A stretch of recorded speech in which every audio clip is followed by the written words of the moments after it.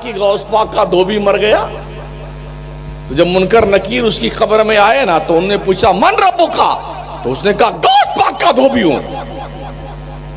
ما دینک کا؟ غوث پاک کا دھوبی ہوں۔ ما کنتا تقول فی ھذا الرجل کا؟ غوث پاک کا دھوبی ہوں۔ تو منکر نکیر نے اسے چھوڑ دیا کہ غوث پاک کا دھوبی ہے۔ یہ جھوٹ ہے، 100% نہیں 1000% جھوٹ ہے، ایسا کوئی واقعہ نہیں۔ قبر میں یا تو آمنہ کا لال آئے گا اور منکر نکیر آئیں گے، اور کوئی چوتھا نہیں آنے والا ہے۔ تو رشتہ غلامی مصطفیٰ سے جوڑ کر رکھو تاکہ قبر میں جب جان عالم تشریف لائے تو کم از کم وہ آپ کو پہچان تو لے کہ یہ میرا وفادار امتی ہے۔ ہاں،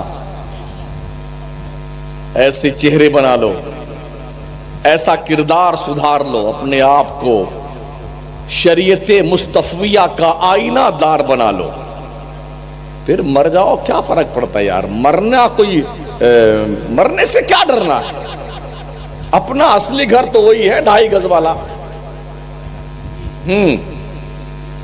اور وہ بھی پتہ نہیں کسی کو ملتا بھی کسی کو نہیں ملتا حضرت۔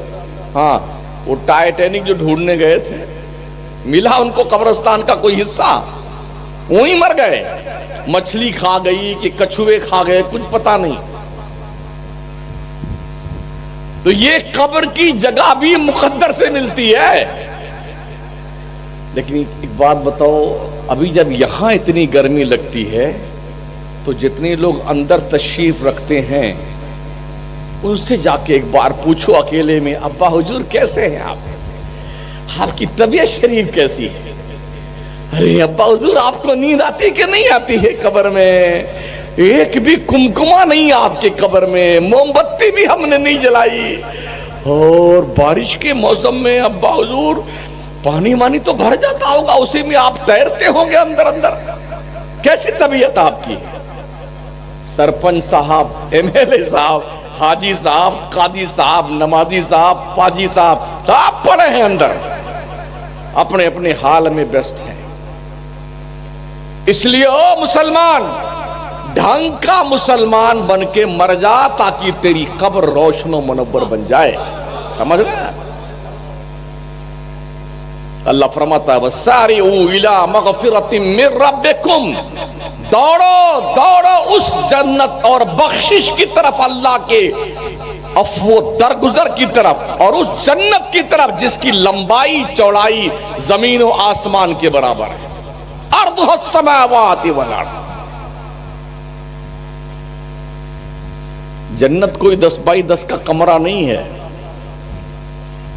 اللہ فرماتا ہے اعدت للمتقین، جنت پرہیزگاروں کے لیے بنائی گئی ہے، پیر صاحب کے لیے نہیں، کھلی آفت والوں کے لیے نہیں، مولانا صاحب کے لیے نہیں۔ مولانا ہو اور پرہیزگار بھی ہو یہ ضروری بھی نہیں ہے، پیر صاحب ہو تقوی کا مالک بھی ہو یہ بھی ضروری نہیں ہے۔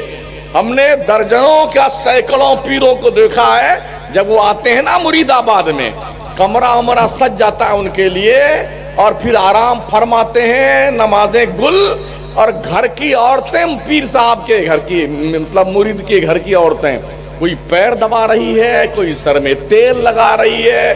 ارے او مریدو، تمہارا دماغ سڑ گیا ہے؟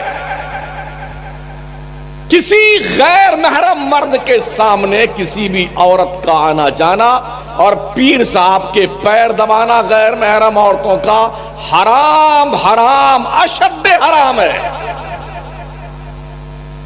یہ زیادہ ہو رہا ہے، آنکھوں دیکھی بات کر رہا ہوں، اس لیے دل کھولتا ہے بولنے کے لیے، کہ جن کا کام تھا قوم کی عزت و آبرو بچانا، جن کا کام تھا قوم کو رب کی دہلیز پہ لانا، جن کا کام تھا اللہ کے دربار کرم کا پتہ بتانا، وہ اپنا مقصد حیات بھول کر کے دنیا سجانے میں لگے ہوئے ہیں۔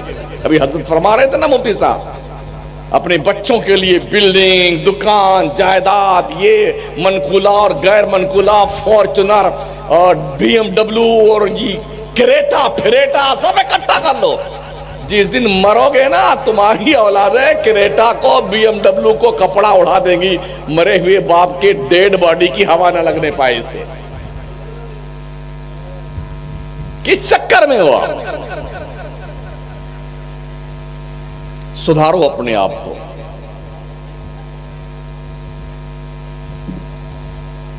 ہم کسی عالم کے خلاف تقریر نہیں کرتے ہیں. جب عالم بدماشی کرتا ہے تو پھر ہم چھوڑتے بھی نہیں اسے. عالم جو بعمل ہے ہمارے سر کے تاج ہیں، وہ جو دین و سنت کا کام کرتے ہیں وہ ہم سے بہت اچھے ہیں.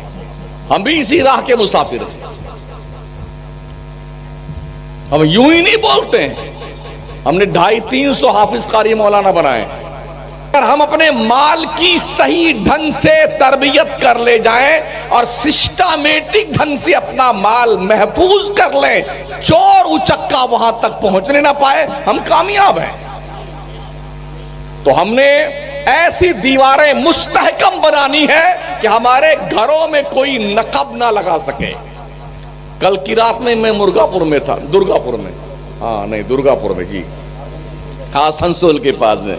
تو بتایا لوگوں نے، پہلے آج کے 15-20 سال پہلے وہاں 100% سنی تھے، آج 50% بد ہو گئے وہاں بڑے. اب 50% سنی، اس میں بھی 50% میں سے 25% یہ بھی ٹھیک ہے، ارے یہ بھی ٹھیک ہے.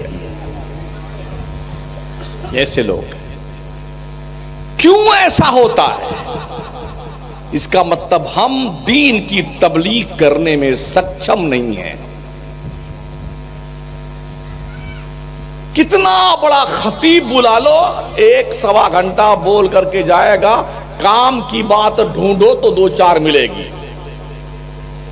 اور وہ یہ یہاں سے نعرہ لگا، وہاں سے لگا، جو زندہ باد آسمان سر پہ اٹھا لو، کمرے سے نکلے گا تو وہیں سے نعرہ دے دنادن دے دنادن. اسٹیج تک آ جائے گا تو زمین ہل جائے گی. کیا ہے یہ؟ کیا کبھی خواجہ کے لیے نعرے لگے تھے ایسے؟ کیا غوث پاک کے لیے نعرے لگے تھے؟ امام احمد رضا سرکار کے لیے کبھی ایسے نعرے لگے تھے؟